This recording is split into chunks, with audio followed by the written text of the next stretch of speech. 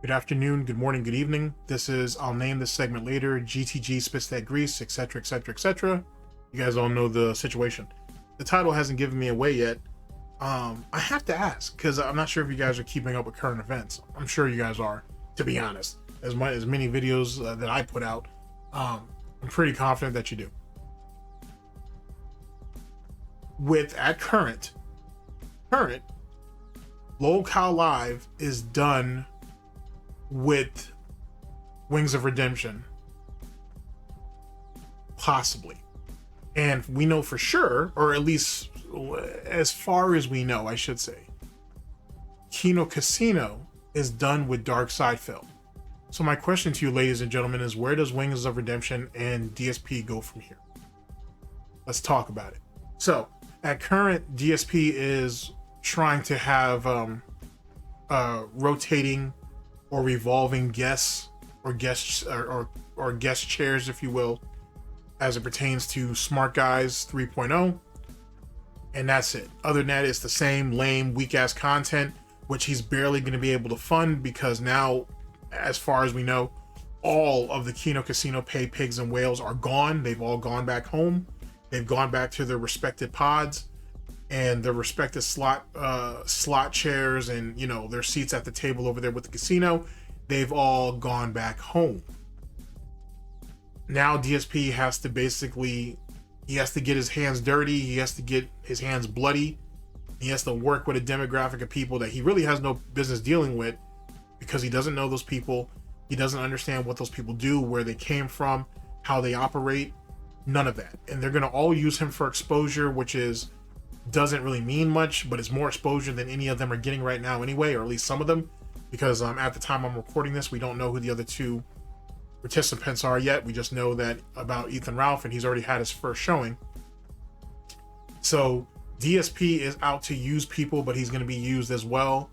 And to be honest, given what we learned about in the Discord DMs, it'll be interesting to see how the money's cut up once the third week is done and how things are going to be rotated.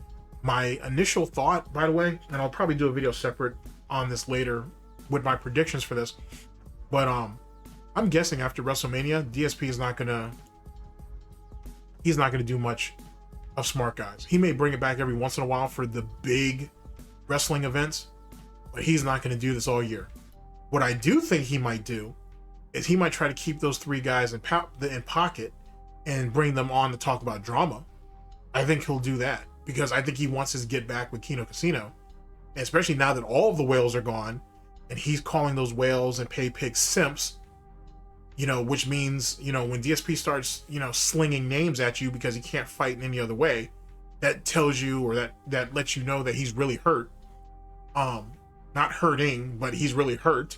I think he's gonna continue to look for allies, and if he can try to sling insults and, you know, gather attack dogs or rage pigs or whatever the case may be to go at the Kino Casino and at his detractors, that's what he's gonna do. I don't think DSP really cares that he's just gonna feed the detractor machine.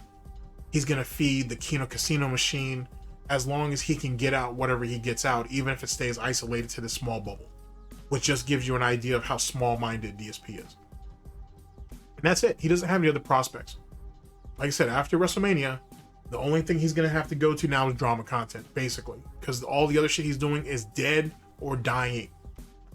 Period. Now, as it pertains to Wings of Redemption, if, as of right now, Lol Cow Live, the Lol Cow universe, the Lol Cow Nation, whatever you want to call it, are done with him. Now they haven't figured out, are they gonna buy him out? Are they gonna pay him a stipend until they can figure out what they're gonna do? That hasn't been announced yet. But Jordy has basically been very clear about it and saying, if you guys aren't gonna let me back on the show, then you guys gotta pay me out. And like I said, whatever, I said this in a previous video, I'm not sure if it's out yet, but in a previous video that I recorded, I said whatever Jordy's share is, he's going to want double that at least. You know what I'm saying? So once they calculate, hey, what is it worth? What is Jordy's, portion worth? He's going to want double that because he's a greedy fuck. You know what I'm saying? Now they could just go ahead and do what PKA did to him, but Jordy's under a contract and he actually has ownership allegedly, so they're gonna have to pay him out. And since LOL Live is a three-man situation, that's 33%. You know what I'm saying? Because Keem would hold the majority, so that'd be 34%. So, you know, whatever 33% of LOL Live is worth. And I think Wings also has stake in the other shows, a portion at the very least. So let me not make this complex, or, you know what I'm saying, make it complicated, even though I know you guys are following along. Whatever his overall percentage is worth, he's gonna want double what that is, because he's gonna want to try to fuck Keem and Boogie on the way out the door. Outside of that, he's got nothing. He can go back to his tired ass streams on YouTube where he was barely making any money anyway, and now he's gonna have 3 or 4 times as many trolls gunning for his ass. Chargebacks are gonna be full effect. The ramping up of DoorDash and all of the delivery service meme shits are gonna be ramped up. If he thought his life was hell before, nah, you haven't even felt the fires of the inferno yet now, and they'll all be able to justify it because no one likes a wife beater, no one likes a woman beater, period. And now there's all this speculation rotating around or revolving around or slowly spinning in this vortex of, is he beating Kelly at home? He did it twice on camera at Fat Camp. Is he beating her at home? Is the emotional abuse that we already know he's putting her through, and the verbal abuse that we already know he's putting her through, is there some physical abuse behind that too? Why not? If he's already comfortable enough to do doing 2 of them, doing the first 2 on camera, on the show, damn near on a regular basis, and he felt comfortable enough to put his hands on her twice on camera at Fat Camp, who's to say what he's doing to her at home? We have no clue. We don't have a clue. And Jordy has come out with the revelation that, hey, if there's no bruising, then there was no assault. What does that tell you? So what is it, Jordy? You hitting her on places that she would have to naturally cover up? You know what I'm saying? You hitting her on her legs, you hitting her on her back, you hitting her in her side, punching her in the stomach. Where are you hitting her, Jordy? Tell me where you're hitting her at, where you know she would have to cover up naturally, so it wouldn't be out of question. She clearly isn't running around Conway and shit in fucking turtlenecks and shit. She usually runs around in short sleeve shirts and long pants. That's a lot of surface area to hit. So where are you hitting her, Jordy? Where are you beating her? It'll come out eventually, so you might as well go ahead and just fess up now, because you clearly whipping her ass. Because Kelly has always showed a lot of the symptoms of someone who's being battered or being abused emotionally and certainly verbally. Now we know you're comfortable putting your hands on her, so now it's only fair to assume that you're hitting her physically. So now it's just a matter of where you beating her at. You know what I'm saying, Jordy? Where you beating her? You know what I'm saying? You're talking to Becky. You're in Becky's discords in her Discord in all time of the day, and Kelly ain't saying nothing. So apparently she know what her place is, which means you had to do something to her to put her in that place, right, Jordy? So what are you doing? It's a question. You're gonna have to answer this eventually. Now, at the time I'm recording, you haven't come on stream yet by yourself, but you will have to eventually. And these are going to be some stiff ass questions, and you're gonna have to answer some shit. You can't run around talking about Lexapro or pull Bo Blacks and talk about bipolar disorder or whatever, or, you know what I'm saying, BPD or whatever nonsense. Nah, you're gonna have to answer some shit now, bitch. You know what I'm saying? Because I'm pretty sure all of that footage has been floating around Conway, as well as adjacent areas and shit. I'm sure your mama has probably already seen some shit. So what are you gonna do now, Jordy? Your dad's already dead, as last time I checked. R.I.P. to him.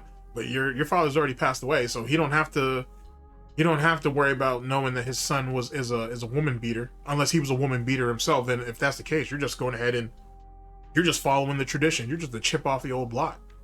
Which one is it, Jordy? You're as money hungry as your mother is, so we already know what you inherited from her. So what did you get from your daddy? Your daddy like beating your mom too? You like beating all the other women that were around the way? I'm just asking. It's a simple question, to be honest. So we'll figure out what that is. But Wings don't have a lot of prospects himself. So my question is, ladies and gentlemen, once DSP figures out and or finds out that Jordy's ass is on the market and he's desperate as DSP is, if not more so, is it possible we'll see a Jordy or a Wings of Redemption DSP team up? I'm being very serious about this. You got two desperate men who don't have any real prospects whatsoever. They're both in situations, but they don't have any real prospects. Truth be told, they only really have the only thing they really have right now is each other. So would it be completely out of pocket to wonder, hey, maybe we should team up? Maybe DSP is like, hey, why don't you come on my podcast? You know, we'll do a couple of shows and we'll see what happens and we'll go from there. Hey, maybe we can do some joint reaction content with each other. You know, hey, maybe I can put you in the rotation maybe for some of this wrestling thing, or you guys might have forgotten this. There was a time where DSP wanted to have Jordy on so they could exchange, in air quotes, war stories, right? So maybe he brings Jordy on with that. Hey, let's talk about our trolls and whatnot. You know what I'm saying? Let's go ahead and talk about all the bullshit we have to deal with, and let's exchange stories and see what's what. Because that's one of the reasons why DSP wanted LTG so damn bad. Well, he wanted LTG so damn bad for a lot of things. Probably most of it in homosexual nature, but you know what I mean. You know what I'm saying? But what I also meant to say was Boogie, because Boogie's had his fair share of trolls too. Pretty sure DSP was going to bring that up, but DSP knows for sure that Wings has all the scars and wounds to prove that he's been through some shit, for whatever that's worth. So, you know what I'm saying? That's some interesting talking points for them to go ahead and reminisce on. One beats his wife, the other one sits there and lies on his wife. You know, they got a lot in common. So, yet again, and then, like I said, them doing co-ops with each other in Call of Duty, maybe, whatever. Or maybe them, you know, doing some Dark Souls, like doing some side-by-side racing in Dark Souls. That could be a thing, maybe.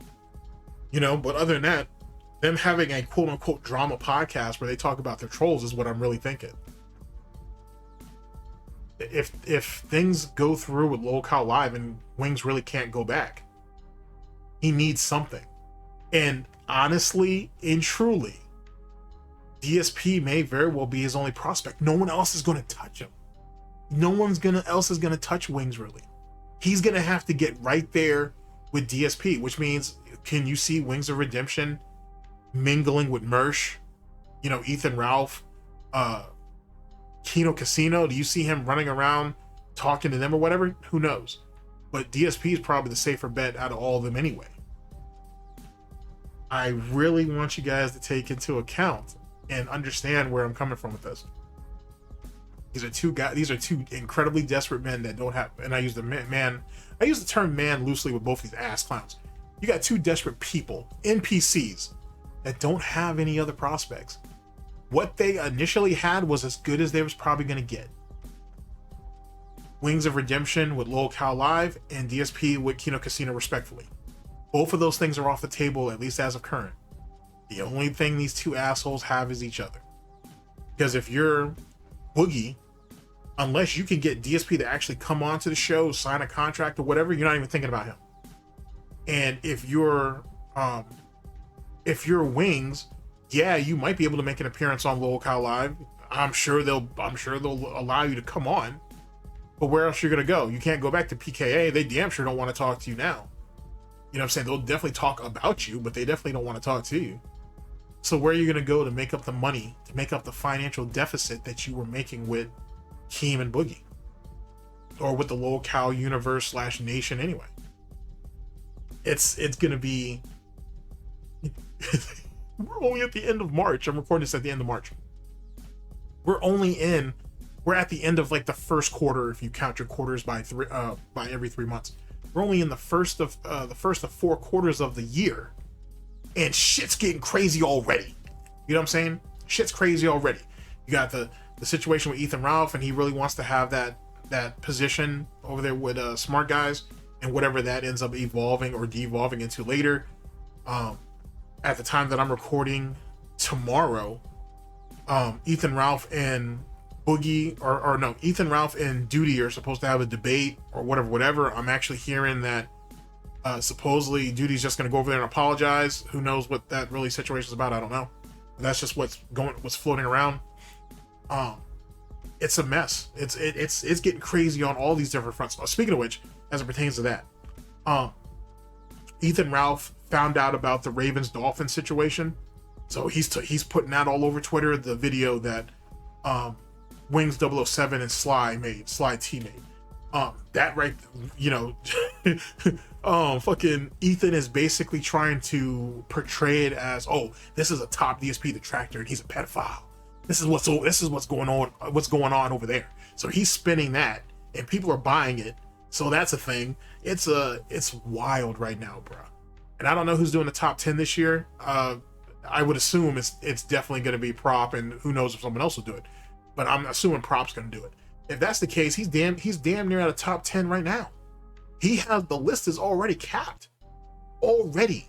And we're not even in April yet. Well, by the time you guys watch this, it'll be April.